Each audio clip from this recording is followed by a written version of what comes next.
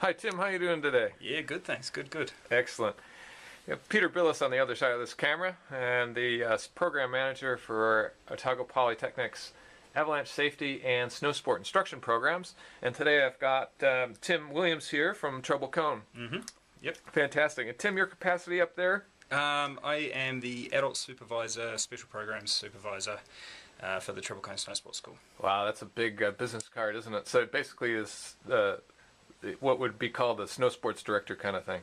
Yeah, essentially there's two head supervisors up there, and basically our role is to run the day-to-day aspect of the ski school. Right. So you employ people? Yes. Perfect. Well, one of the reasons I've got you here, Tim, is as a major employer of snow sports in New Zealand, what are some of the key skills that you're looking for in a new hire at the entry level? Yeah, probably the best way to talk about that is we look at it in two different categories. We have personal skills and we have technical skills, and we try and sort of separate those. So Tim, on the personal skills side, what are some of the things specifically you're looking for in personal skills? Personal skills, people need to be able to present themselves very well. It's a very face-to-face industry, and if you can't shake someone's hand, look them in the eye, and share a joke with someone in a correct manner, then it probably won't come back. Won't come back, and it's not helping their vacation, which is helping your job. Customer skills, customer service skills are immensely important. You have to be really empathetic. This is really hard for a lot of people, and along with having good empathy for their situation, we have to have really good patience. Right. With their progression levels and things like that. Yeah. So those are sort of the main things we're looking for. Hungry for work, and you need to have a good attitude. Fantastic. Yeah. So with the hungry for work, what do you mean by that? Like, is that the ability to have a lunch hour at the same time, or does that mean something else? Yeah, good question. Hungry for work basically means that you need to be willing to be at line up early. You need to be willing to take any assignment given to you.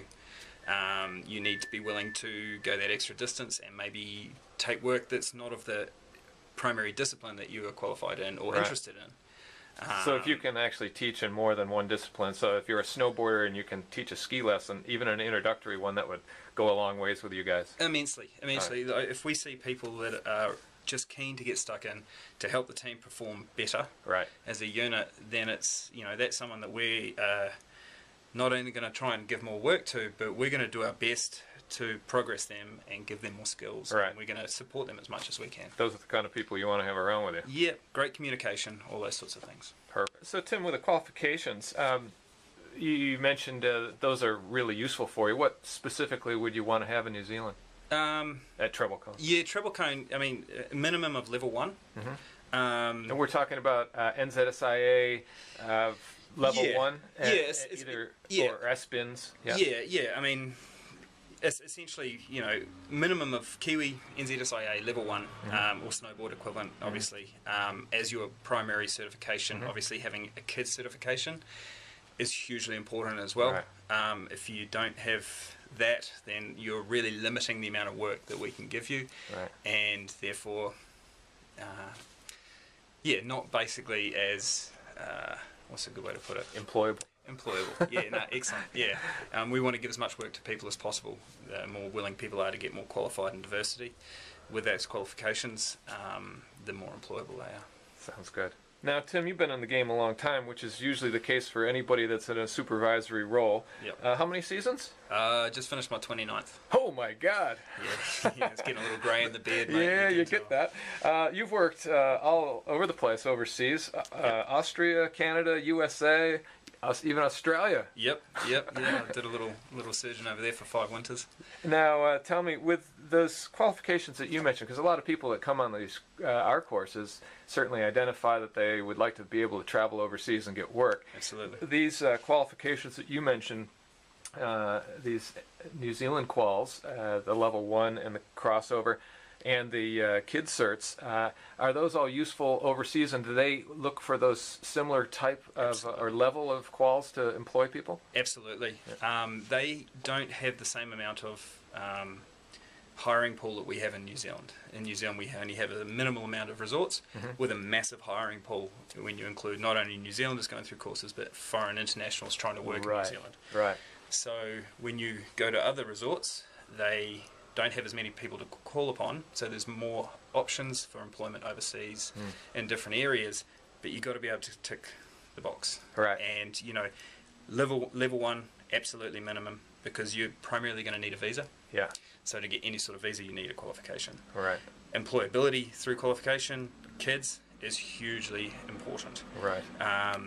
Kids, you know, for the most part, is where, if you're starting out, to a certain degree, you'll live for a while. There's a lot of work in kids, and it's good work, and it's fun too. It's fun, man. Yeah, It's cool. Yeah, they keep it real. Yeah, definitely. And then once again, going back to the crossover, if you've got that, it's only going to benefit.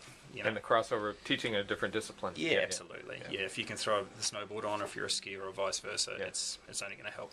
Fantastic. Yeah. Well, thanks for that, Tim. What you've done is basically outlined the skill set that employers look for, and what's really useful for us is those are the kind of quals and personal and technical traits that you're looking for is what we train people on our courses for. So Excellent. That's a good marriage of skills for students and employers, and if they want work, now they know what they need to do, and they just have to get out there and do it. Absolutely, yeah. Get into it. It's a great life and a great job. It is, because you get to travel around the world and see some different places, meet some really cool people. So you never not meet not interesting people. Cool. Well, it was nice to meet you, Tim, and you're one of them. And thanks a lot for your time, and we'll see you out there. See you on the hill. Sounds good.